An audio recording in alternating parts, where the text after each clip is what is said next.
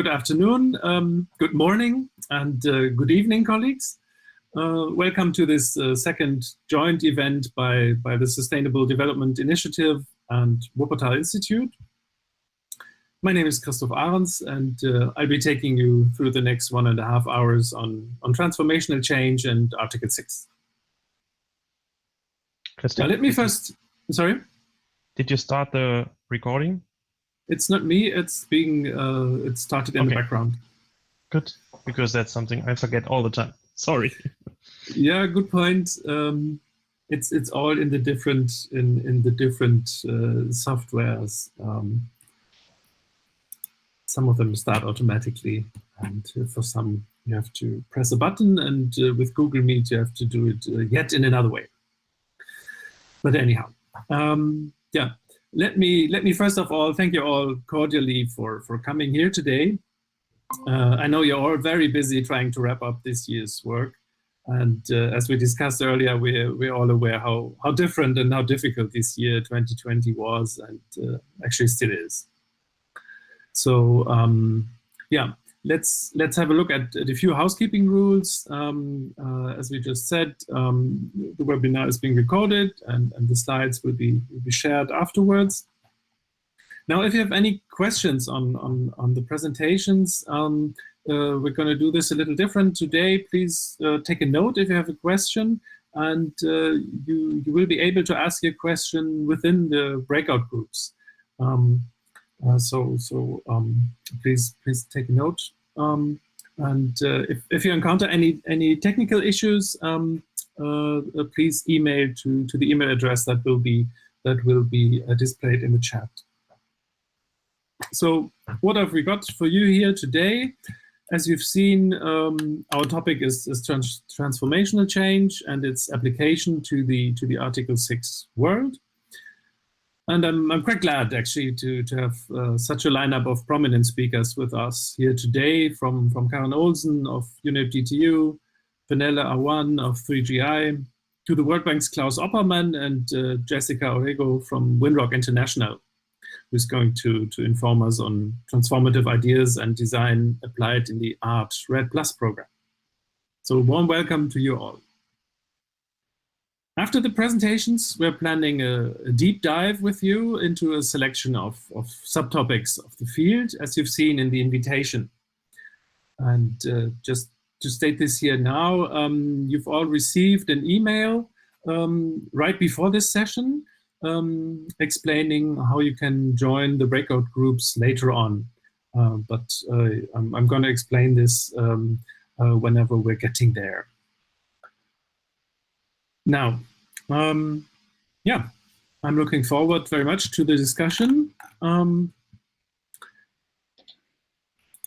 Yeah, I'm also happy that we were able to see each other right at the beginning with all the cameras on. However, in terms of presentation mode, I suggest that we switch off the cameras now and just have the presenter on the screen together with the presentation itself, so that it's easier to follow the presentation.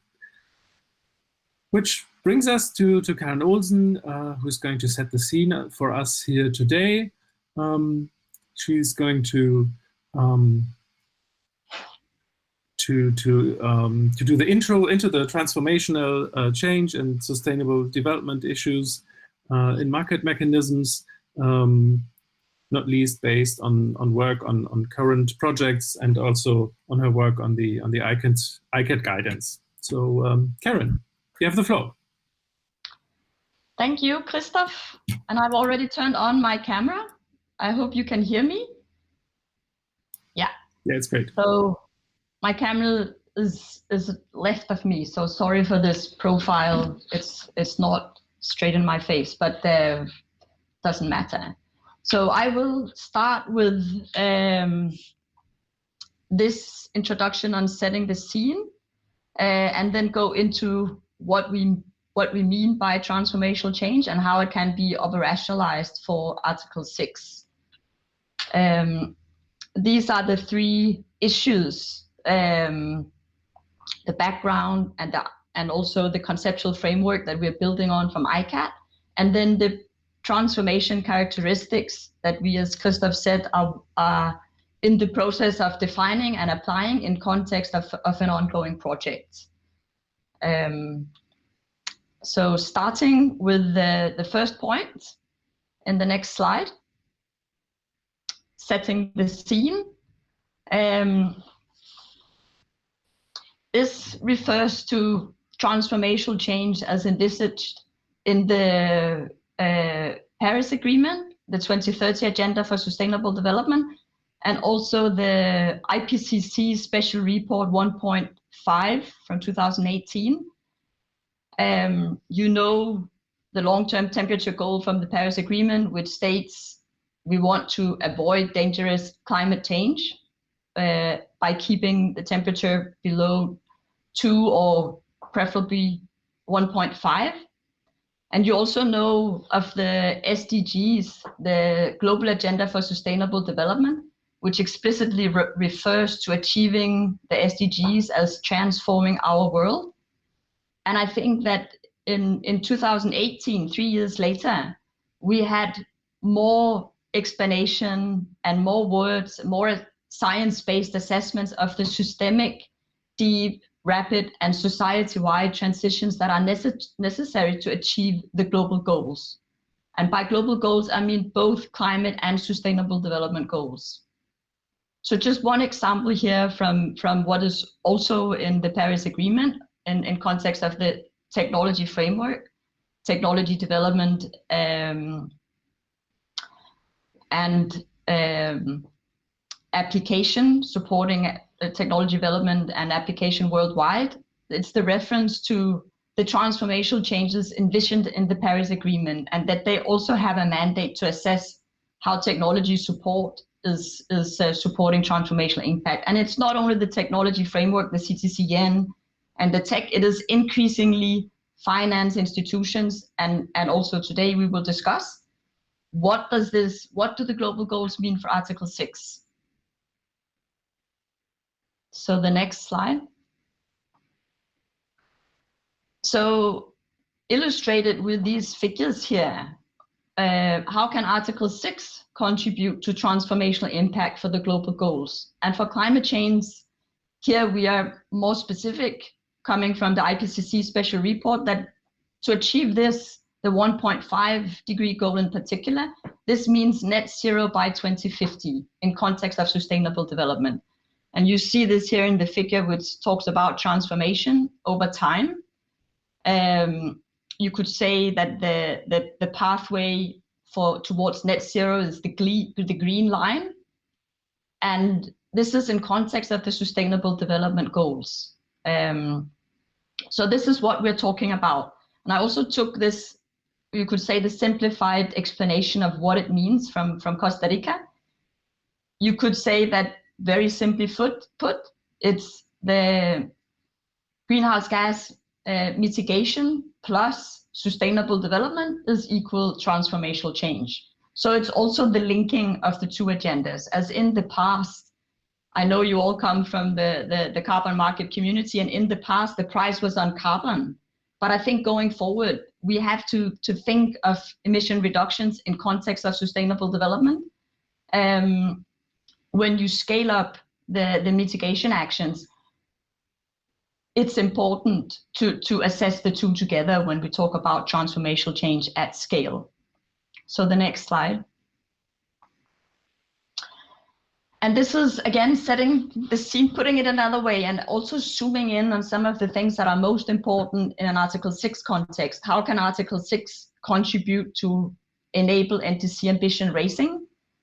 We'll discuss it more in the breakout session, but in the past, there was the concept of additionality to ensure environmental integrity.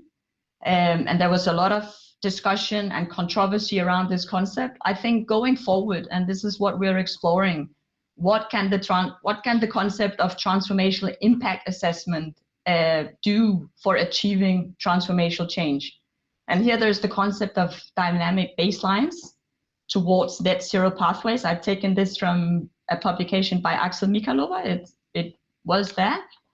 But it's the question, against which baseline do we credit? And here you see all the options: business as usual, overestimated, hot air, all the way down to the 1.5 compatible pathway. So where do we situate the baseline, which is Paris compatible? And how do we downscale from national to activity levels? That's one of the breakout sessions. We'll discuss this more. And this is also something we consider of key priority to figure out for Article 6. So next slide. The conceptual framework.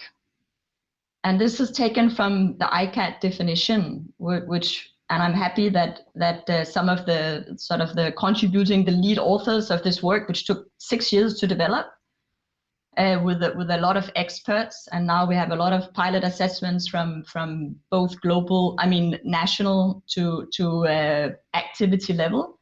But we define transformational change as a fundamental, sustained change of a system. So it's a systemic perspective that disrupts or ends established high carbon practices and contributes to a zero carbon society in line with the Paris Agreement goal of limiting global warming to 1.5 to 2 degrees and the UN SDGs. So this is the ICAT definition, and we're unpacking that to operationalize it in the next slide. So this is the simple conceptual framework of what we mean by transformational impact. It overall says here that we think of transformational impact as two-dimensional. One dimension are the outcomes for the global goals, greenhouse gas emission reductions and SDGs. And then to be transformational, these outcomes have to be at scale and sustained over time. No backsliding, so to say. And the other dimensions is the processes of change, sort of the drivers, but also the barriers that we have categorized as you see here in terms of technology, incentives, economic, non-economic, all kinds of incentives, also agents of change and norms, the more the values and the behavioral changes. And in the next slide, you see that the characteristics then go one level deeper and specify for each category what are the characteristics of each, and this speaks for the outcomes. We try to operationalize what we mean by scale in terms of what you see here, from micro, which is local, to medium, which could be more sector or city level, to macro, which is I think we also include national at the medium scale, and then macro, which is global. And sustained over time, short term is below 5 years, medium 5 to 15, and long term above 15. And likewise for the characteristics, you see them more described here. We've described them more in detail in the methodology, and we put other because it's meant to be flexible. You have to adapt how you define the transformation impact specific to the purpose that you apply it. But this is a generic framework that can be used and is flexible. And you can also, the level below characteristics is indicators. But I would say we're still at early stages. So we have examples, but nothing comprehensive yet. And the next slide.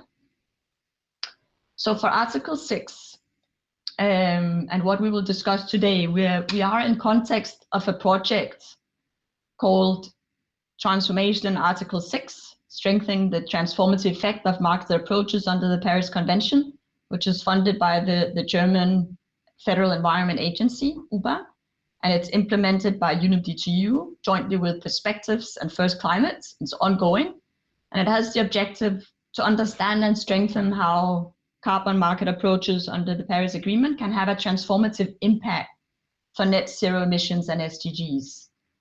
And in the work package 1, the methodology consists of 2 steps, where we've done a literature review and we've done interviews, and then we've applied a proposed definition for Article 6 to 3 case studies at country and sector level. So I don't have time to go into all this now.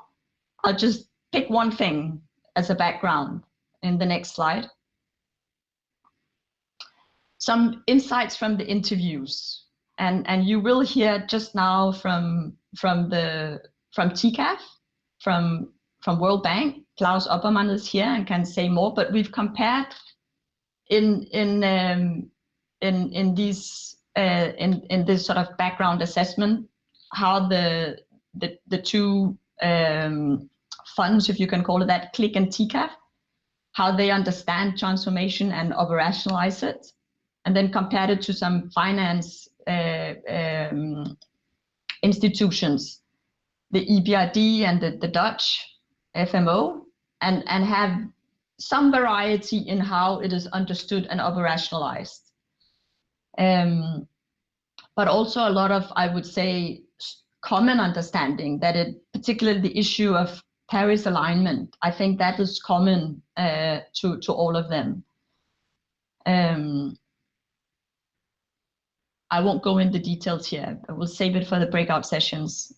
So let's go to the next slide. Yeah, so to get to the transformation characteristics most relevant to Article 6, we've adapted the ICAT definition and come up with the characteristics digitalization, which is about digitalized MRV and payments, and then the public-private partnerships under agents. Carbon pricing is a key issue under incentives, and the dynamic baselines under norms. I personally think that you could also say this is a planetary boundary issue, and it's not only normative, it's actually science-based. I would perhaps even argue that myself, but we put it under the norms to be explored further for Article 6. And I think the last one, yeah, this is what the expected result is. We'll have some reports, one for work package 1. It's not yet published, but it will be at some point. And for the work package 2, this is what you see here, led by perspectives. It's conceptualizing an incentive structure for transformative change for Article 6. And it will build on this concept, the working definition that you've just seen, and try to work down to the activity level and come up with design proposals. I'll stop here. Great, thanks, Karen. This was quite instructive, and I think provides a good basis for our session today. Now, as I said, and you pointed out that as well, all the presentations will be taken up again in one way or the other during the group discussion later on. So we're not taking questions at this point of time, but happy to pick them up during the breakout groups. But before that, we have our experiences from pilots and other work section, starting here now, which is a set of 3 presentations which lay another layer of foundation for the group work later on. And I'm quite happy to have Fenella here with us here today, who's going to share with us insights from her piloting work with regard to transformational change and sustainable development. Fenella, please. Thanks very much, Christoph, and hello everybody, morning, afternoon, evening, whenever it is. And thanks for watching the recording for those of you who tune in later. Okay, just for the few that may not be familiar with GGGI, the Global Green Growth Institute is a treaty-based, international, intergovernmental organization. We're dedicated to supporting and promoting strong, inclusive, and sustainable economic growth in developing countries and emerging economies. We cover everything from climate action to carbon pricing to green investment services, over the main thematic areas of energy and cities, water, and sustainable landscapes. We cover about 36 countries. I think we have teams based in about 30. So with that, just a little bit of background, as I'm going to speak a little bit about the way that GGGI works and how that actually links with the transformational change and sustainable development aspects that Karen has just gone through. So what we're doing in Article 6 is along this kind of line of activities. So readiness, so this is making sure that organizations understand, the countries understand and get their NDCs in a state that is possible to trade from. It's all very well saying that you're going to have a baseline, but if your NDC isn't in tons of CO2, then that creates a challenge to begin with. Also, the cost of implementing your NDC is pretty handy as well, because then you can work out whether something is additional or not, or at least a country can work out what they think is going to be expensive to implement. So that's kind of an area in the readiness section. Then we're looking at both policy and project development, so effectively the origination side. The governance framework here, one of the things that started the carbon activities in GGGI was when I attended, I think it was an airline conference, I think in about 2018, and someone said, look, it's great, government's really keen to look at this whole Article 6 trading idea. The problem is when it gets to them and they're told to make a decision, they don't know who should make the decision, they don't know where to record it, they don't know what they're doing, they don't know where they're putting their inventory. Corresponding adjustment is all very well to agree to, but how do you make sure that you maintain that over the next 10 years? So the governance framework is effectively setting up that infrastructure, that framework within government so that they're able to trade. And that comes along, of course, with capacity building, and knowledge sharing, like we're doing here, is very important at the moment to get, I think, if anything else, consensus across the market to work out what we believe as all the definitions, whether that's transformational change, sustainable development, a baseline, anything. So currently, our two main programs, one is funded by the Norwegian Ministry of Climate and Environment, and that is to originate and work with governments to identify policy approaches.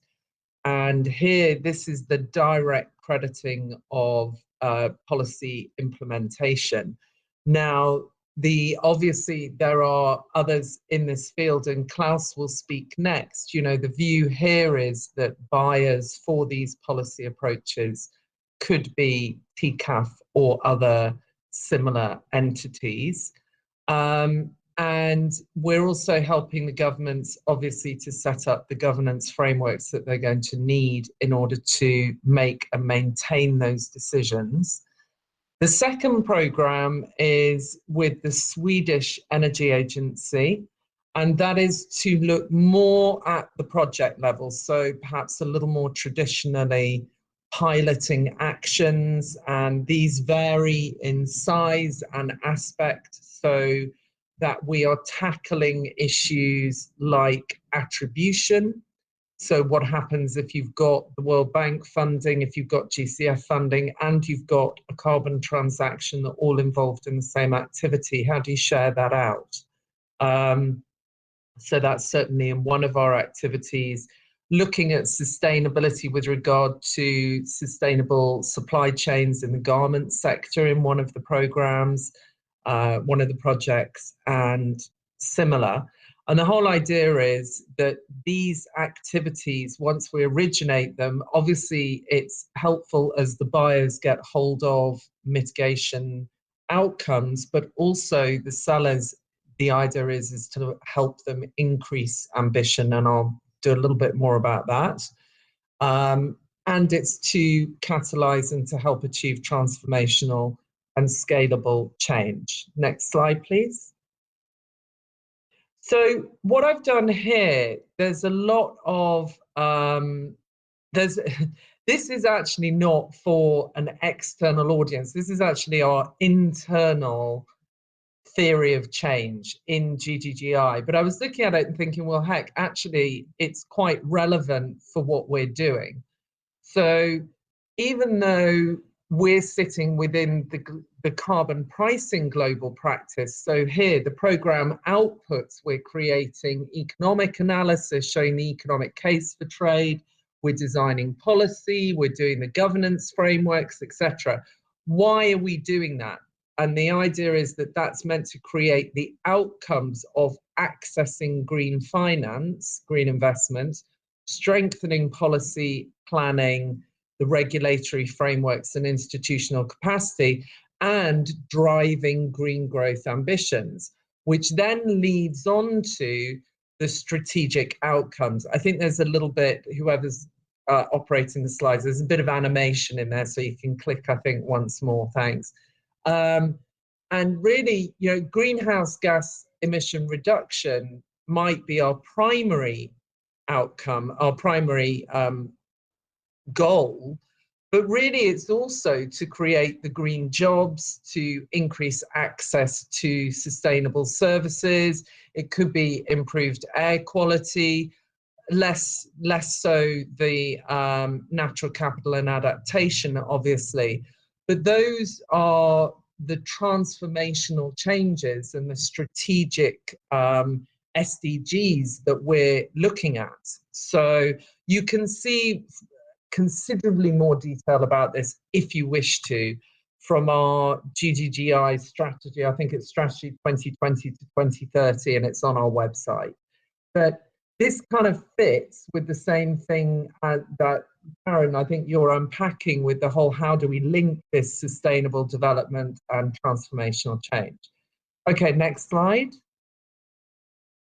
So here, where we have activities that reach towards this greenhouse gas reduction, increased ambition, is we have a climate action team. And what are they looking at? They're looking at the planning.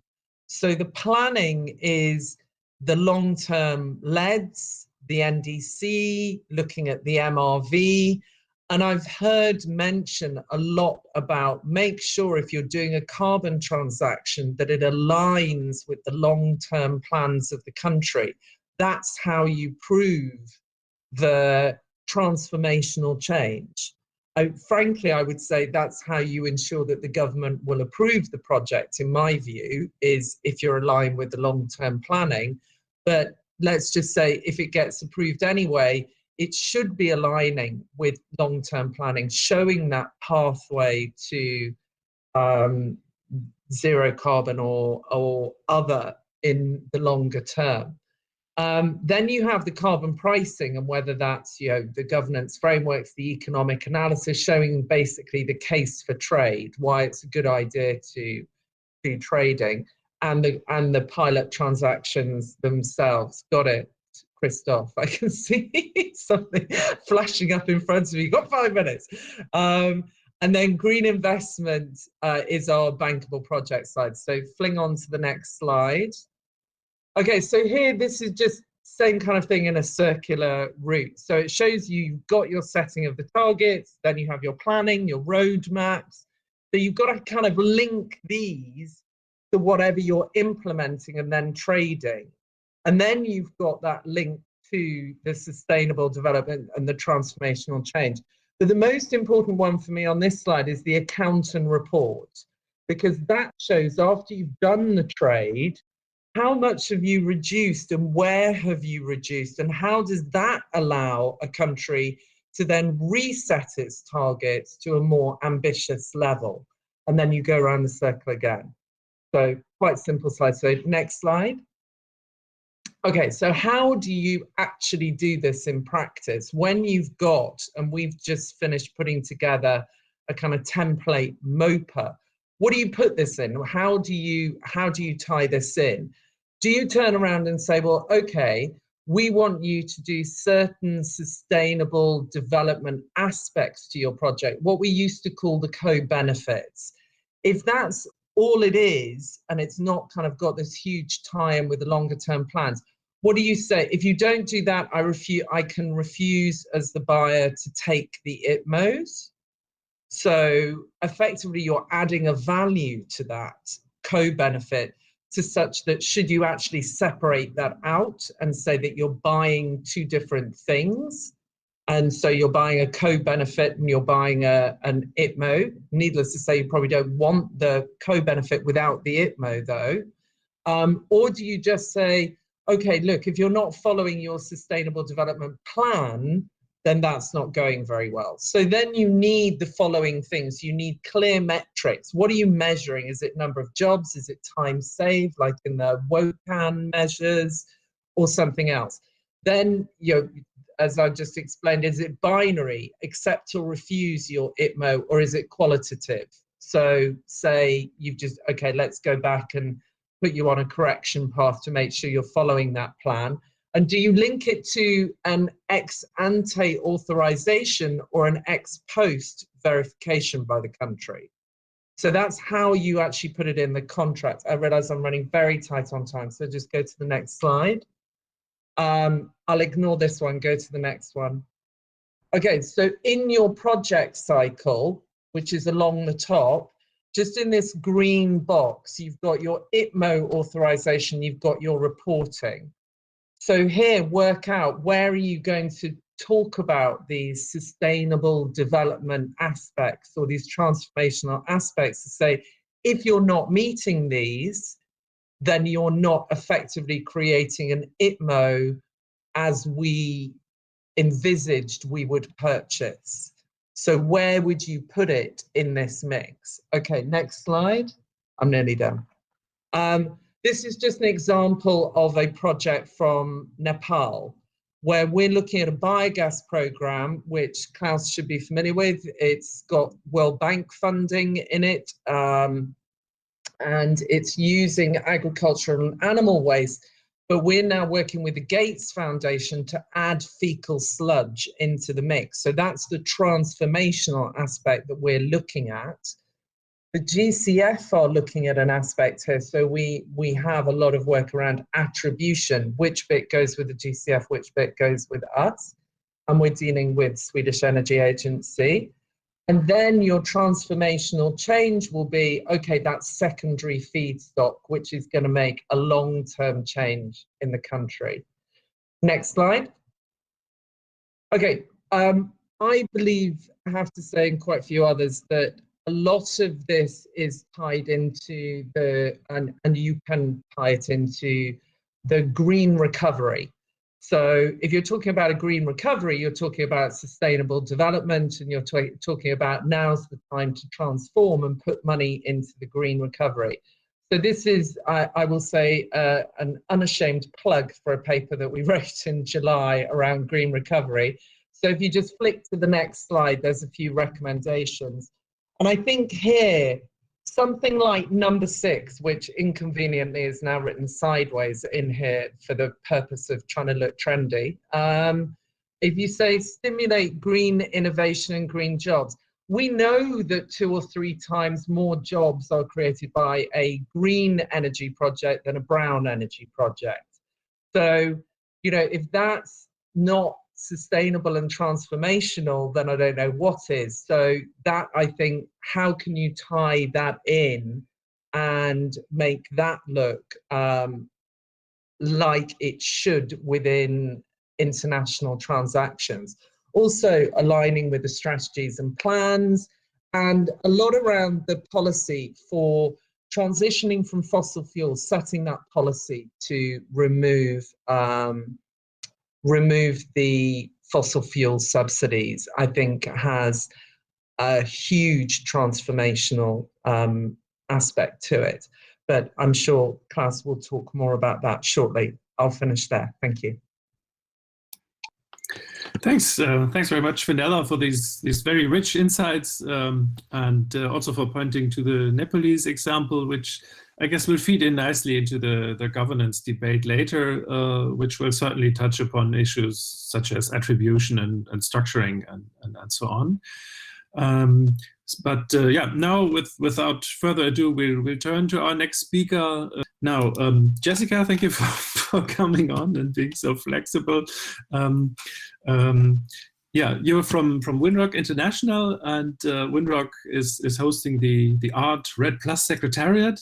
And just maybe for those who are not familiar with your initiative, Architecture for Red Plus Transactions. This is the abbreviation that ART stands for, and it is an initiative to promote the environmental and social integrity as well as ambition of carbon emission reductions from the forest and land use sector. And I guess you're going to update us on detail on your initiative, but also on your experience with transformational change. Happy to have you here, and we're excited to hear your views. Jessica. Thanks, Christoph. Can you hear me okay? Yes. Okay, great. Thanks, Christoph, and also thanks to Wuppertal and SDI for inviting us to this webinar today. Next slide. So in our view, for forests to deliver on their climate impact potential, it will require mobilizing billions of dollars of additional annual investment from all sources, including from the private sector, to protect and restore forests. Private capital flows through markets, and markets need standardization so that REDD+ credits are comparable across jurisdictions and fungible with emission reductions from other sectors. So in order to attract that private capital at scale, market participants need to have confidence in the integrity of the results. So in a nutshell, that's why ART was created, to support transformative change, to provide confidence in the integrity of forest emission reductions, to unlock large-scale investments, and to protect and restore forests, rewarding countries that are delivering those results. Next slide.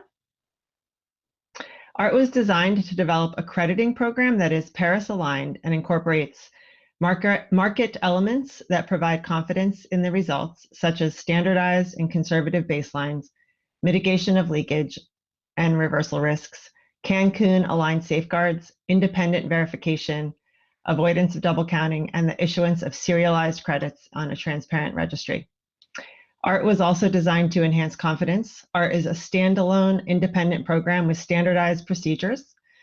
It includes a streamlined, transparent process governed by globally recognized experts and operated by the Secretariat, which is hosted by Winrock International, as Christoph mentioned. Next slide.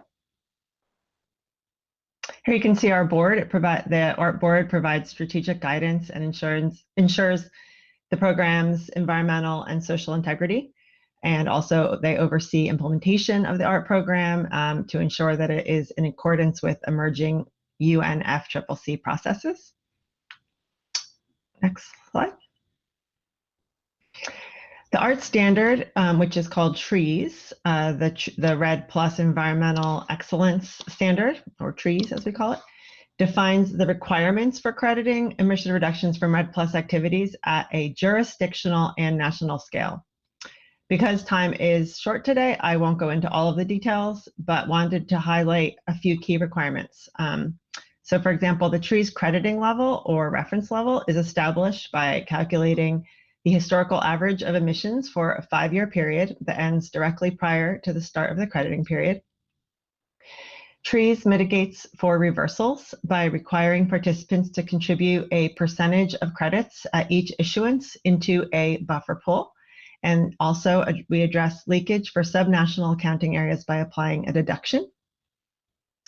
The standard sets out details requirements for validation and verification, which must be conducted by accredited and approved independent third-party validation and verification bodies. And all participants must open an account on the ART registry, where documentation will be publicly available, as well as credit issuance, transfers, and retirements. Next slide. A key requirement of TREES is that participants using TREES must be a national government or a subnational government with national government approval. A national government may register a subnational accounting area which meets certain eligibility requirements until 2030, after which time only national scale accounting will be eligible under TREES. Next slide. Participants calculate the volume of ART emission reduction credits by determining the crediting level, then subtracting annual emissions as monitored and reported in trees, then subtracting the required buffer pool contribution, which is to compensate for reversals, adjusting for uncertainty if more than 15%, and in cases where the accounting area is subnational, to take a standardized deduction for leakage based on the percentage of a nation's forests that are included in the accounting area. The emissions reductions and supporting data and documentation and all of the calculations are then independently verified for conformance against treaties. And then once ART approves the final package, the Secretariat will issue serialized emission reductions to the country or jurisdiction in its registry account. Next slide. So environmental, social, and governance safeguards under trees are based on the Cancun safeguards, but to be more workable, the Cancun safeguards were unpacked into 14 key thematic safeguard areas. Each theme has a structure, process, and outcome indicator. This is intended to mirror the steps that countries are currently using in establishing their national safeguard systems to address and respect all aspects of the Cancun safeguards. Countries or jurisdictions can use their summary of information reports as well as their safeguard information systems once they're fully implemented to monitor and report on the safeguards under trees, although other forms of reporting would be permitted. In the first 5-year crediting period, countries or jurisdictions must conform with all structure and process indicators. And then in addition, they must either conform with or provide a plan for conforming with outcome indicators. And then conformance of all indicators has to be demonstrated within 5 years. Next slide. So under our only emissions reductions from deforestation and degradation emissions are currently creditable, but accounting approaches for removals will be added to the next version of Trees 2.0, which is going to be published probably in first quarter of next year. Similarly, for high forest, low deforestation countries, while they're eligible under the current version of Trees, ART will be introducing a modified approach to reward HFLD countries for low deforestation. Next slide. So Trees sets out requirements for avoidance of double counting, which would ensure alignment with the Paris Agreement and also with the International Civil Aviation Organization's Carbon Offset Reduction Scheme for International Aviation, or CORSIA. Corresponding adjustments would be required for units that are transferred out of a host country for use by another country towards NDC targets or towards targets under CORSIA or for other claims. But corresponding adjustments would not be required if the emission reduction claim or credit is used within the host country or by the host country towards its own NDC or inside the host country for another use. And of course, we do understand that to implement these will require processes and infrastructure to be established. So we're tracking that as well. Next slide. And that is all. Thanks so much.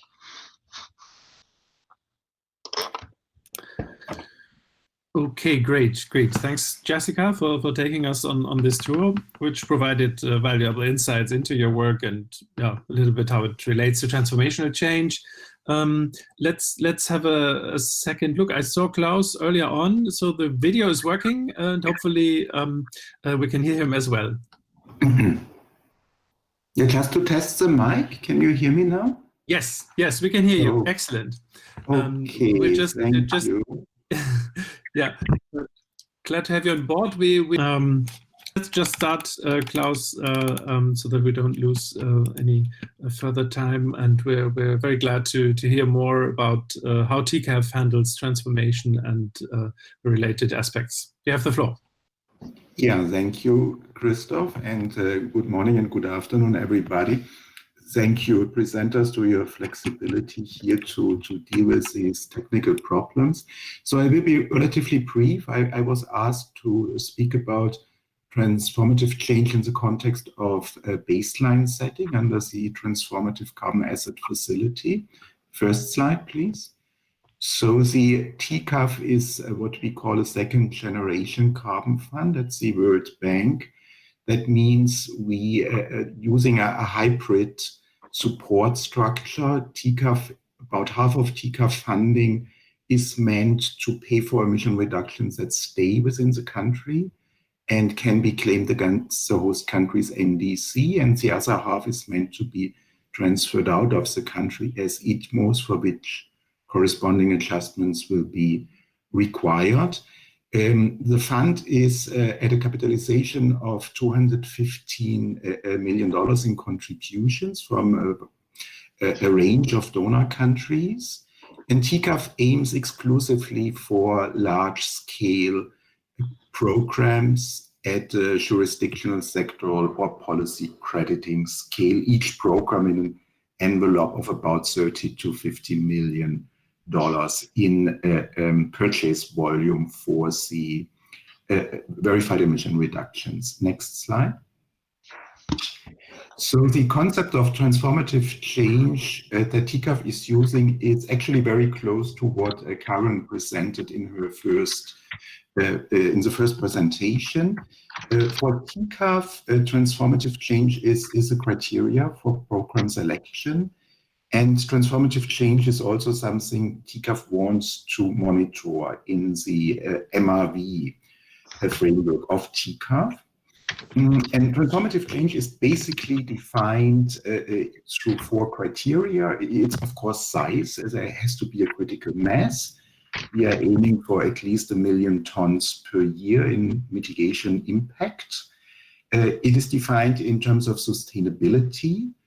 The program needs to be able to be sustained after TCAF support exits. In terms of a positive impact on NDC ambition, that is in helping to increase NDC ambition over time, and then in supporting directly or indirectly carbon pricing, both implicit and explicit carbon pricing. So these are the criteria we are using for selection, but these are also the criteria that need to translate into program-specific indicators to be monitored. Next slide, please. So baseline setting, and now it gets a bit more technical, and a lot of you are going here through the panel of participants have seen that already, so apologies to these repetitions, but some of you might not have seen it. That's a basic baseline approach that TCAF is using. So the idea is to start with the unconditional NDC target, so that it is here the line in blue, and to set the TCAF crediting line below this unconditional NDC target, but provided if the unconditional NDC target is indeed below BAU.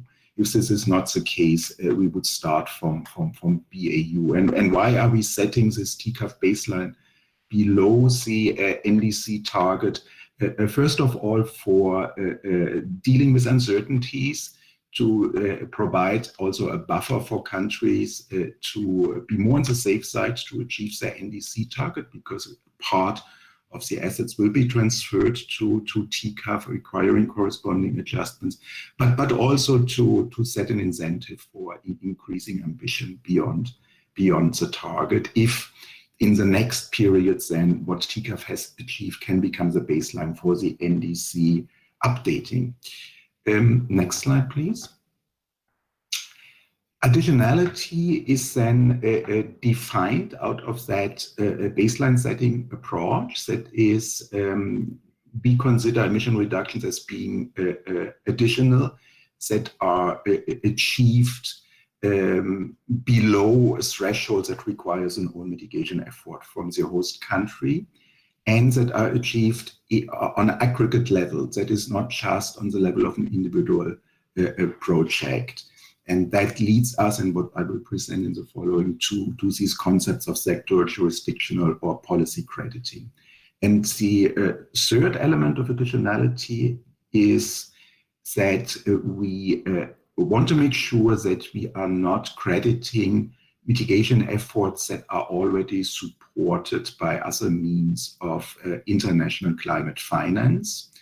And that will be done through an attribution approach that TCAF has developed and intends to apply to its programs. And I will present that attribution approach in the next slide. Next slide, please.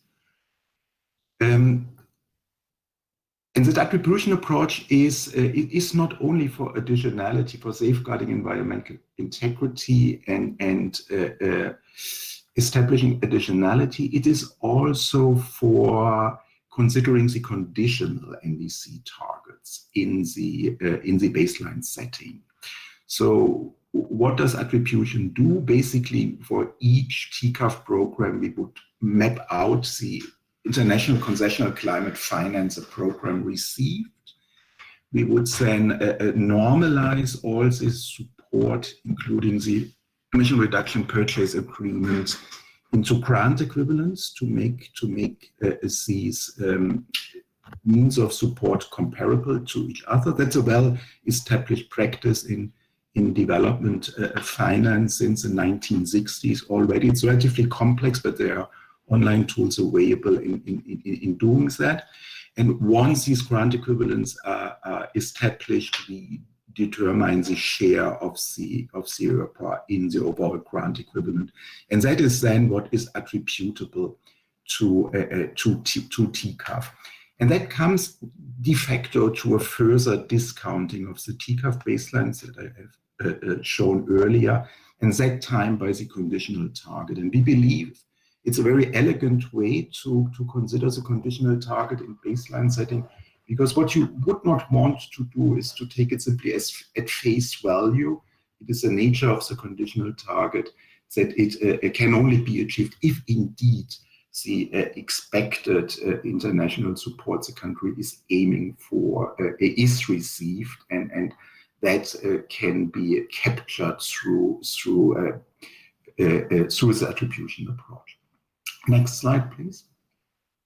So that basic approach to baseline setting, to environmental integrity, and to attribution will then be applied to the different types of crediting programs that TCAF considers. And as I mentioned, there are basically three approaches we are looking at: sectoral, jurisdictional, and policy crediting. Sectoral and jurisdictional crediting share that the baseline approach is basically one where you fix the baseline ex ante.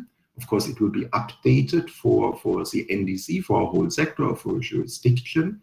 There is a possibility to reflect trends in this baseline, but it's not necessarily updated for exposed development, as long as you do not need to include safeguards for potential exclusion of crediting of a decline in economic activity, but you of course do not want to do.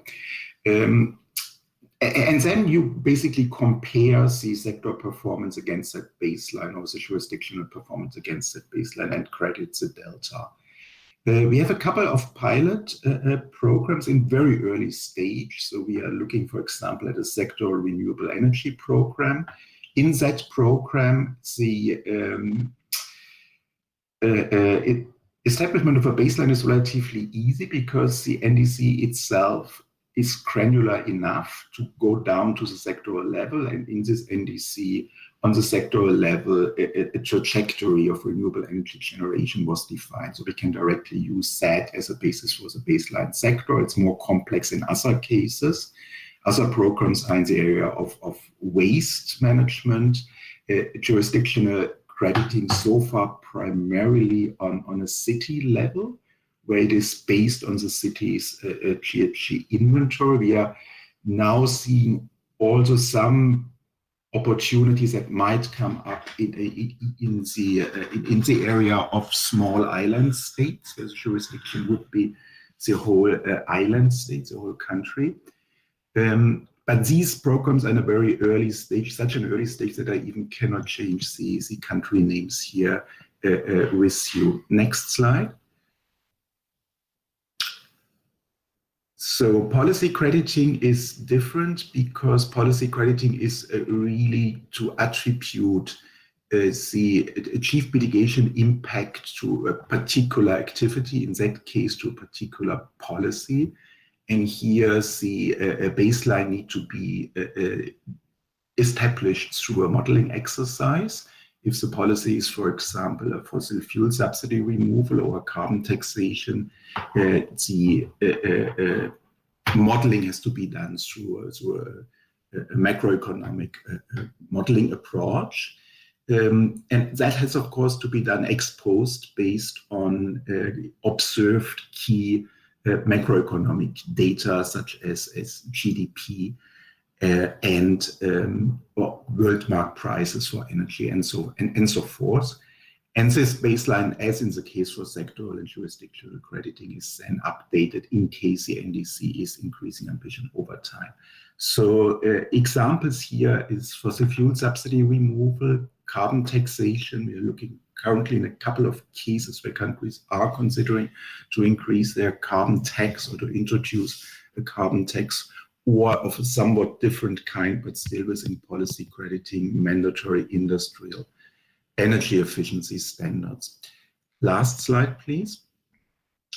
Now, I don't go into the details here, just to flex that we have one methodology developed on how to establish a baseline for policy crediting. This is for Morocco, for energy sector reform in Morocco. That is a public document, and it is basically energy sector models that is used here. And the interesting feature is, and that's the only thing I want to mention, is that when you map out the impact channels of this energy sector reform, say change in the dispatch order, change in energy demand, change in investment behavior, some of these impact channels are suitable for modeling. For example, the power system dispatch, because in Morocco it follows least cost principle, or energy demand.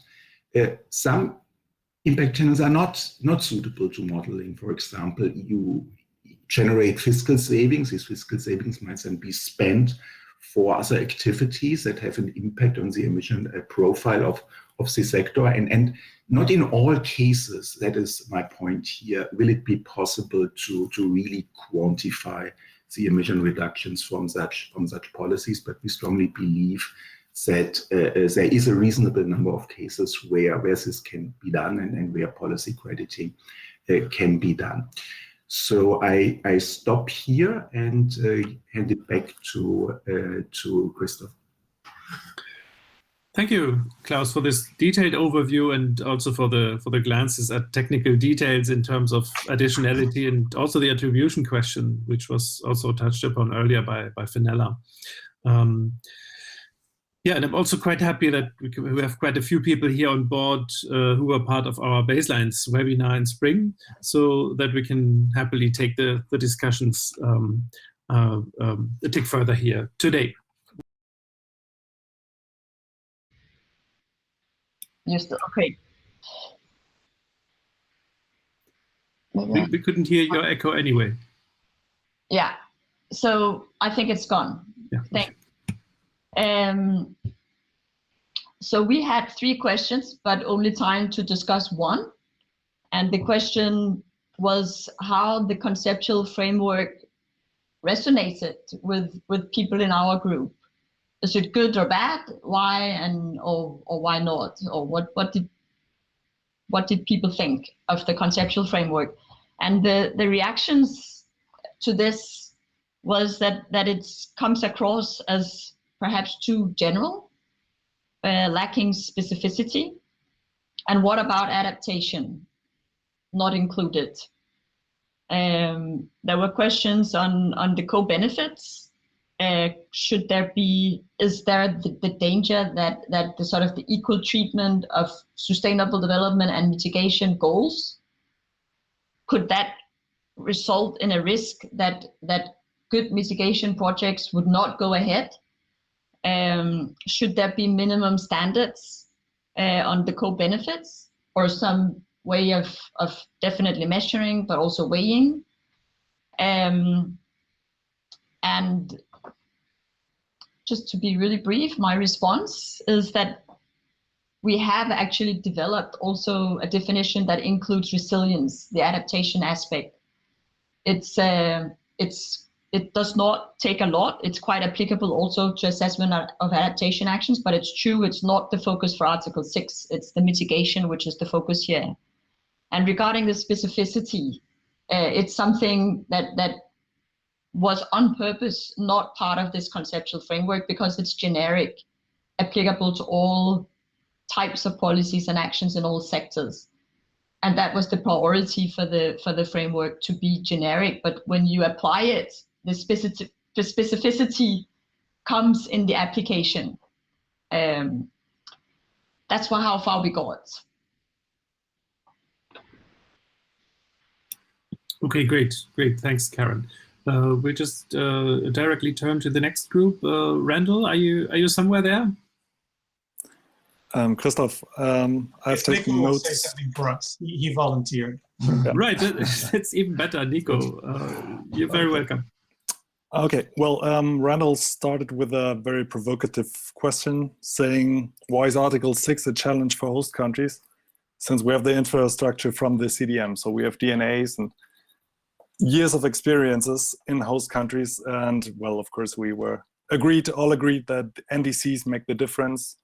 And the corresponding adjustments will have impact on the achievement of, or can have an impact on the achievement of NDCs, and that is really struggling or challenging for host countries to assess the impact of these individual activities.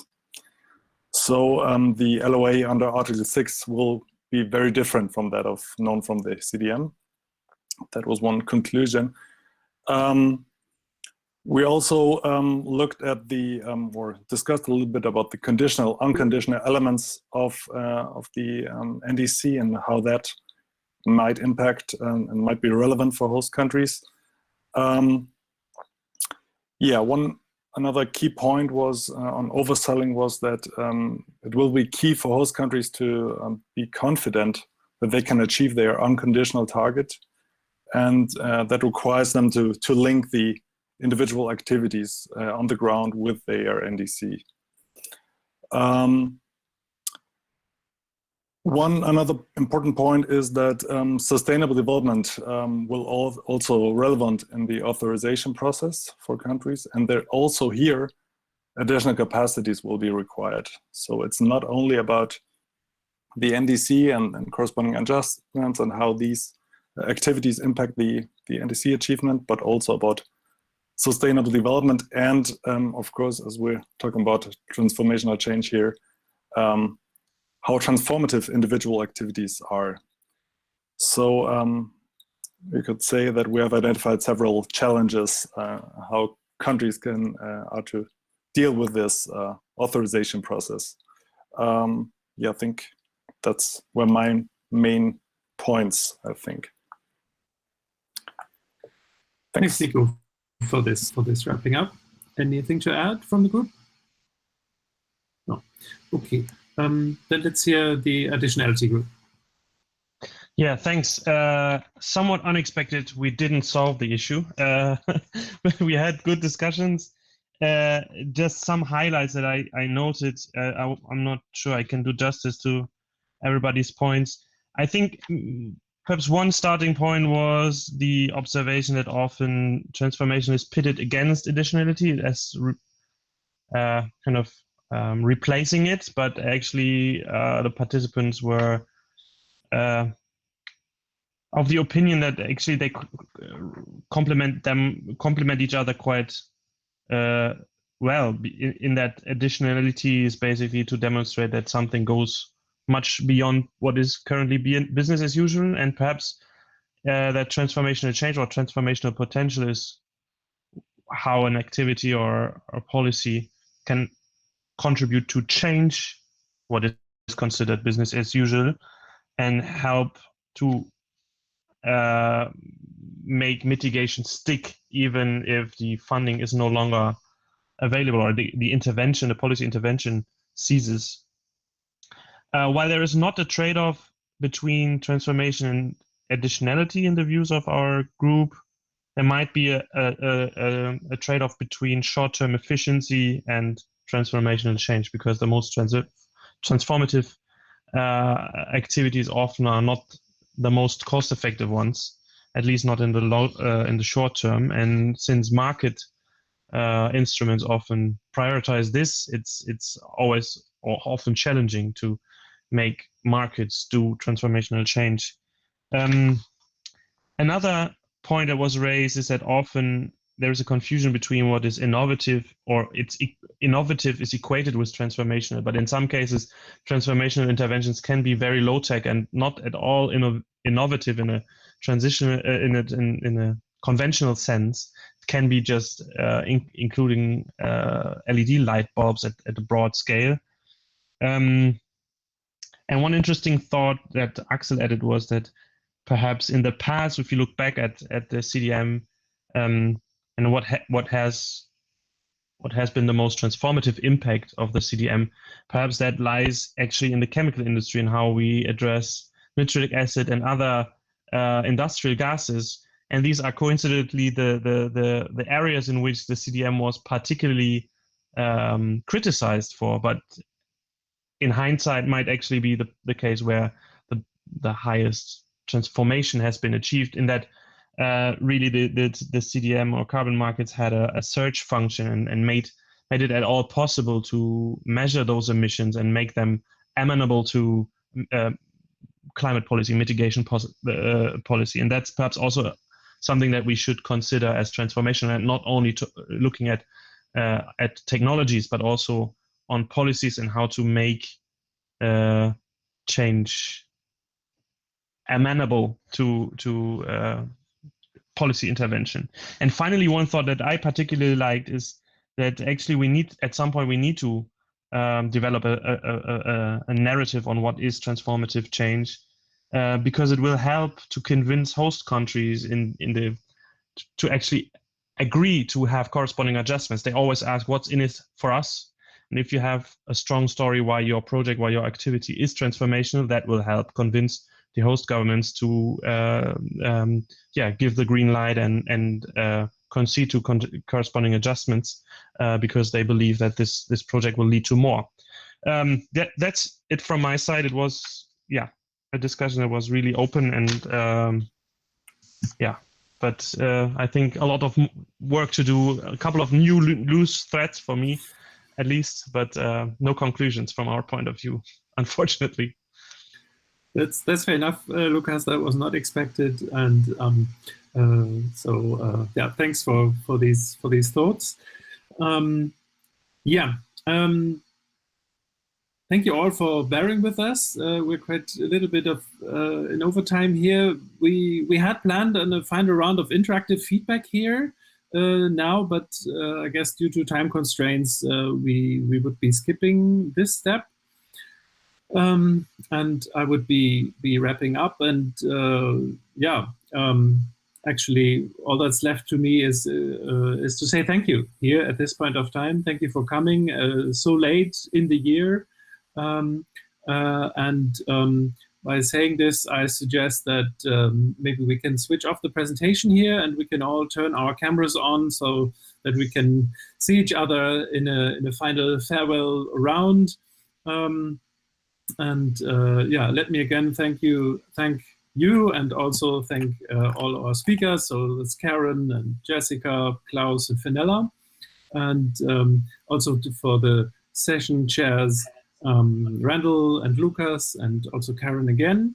And thanks also to Franziska and Victoria, who supported me here in the background today. And of course, thank you for all your inputs and your thoughts that you shared during the session. Okay, let me then now to finish wish you all the best in terms of health, and also for the end of this year. And this is tied to the hope that we can all meet again in person sometime next year. Fingers crossed.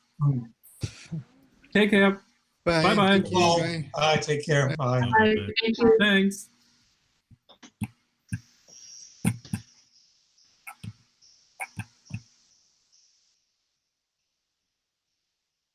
Ich muss leider schnell weg, weil meine Frau jetzt den nächsten Termin hat und ich für die Kinder machen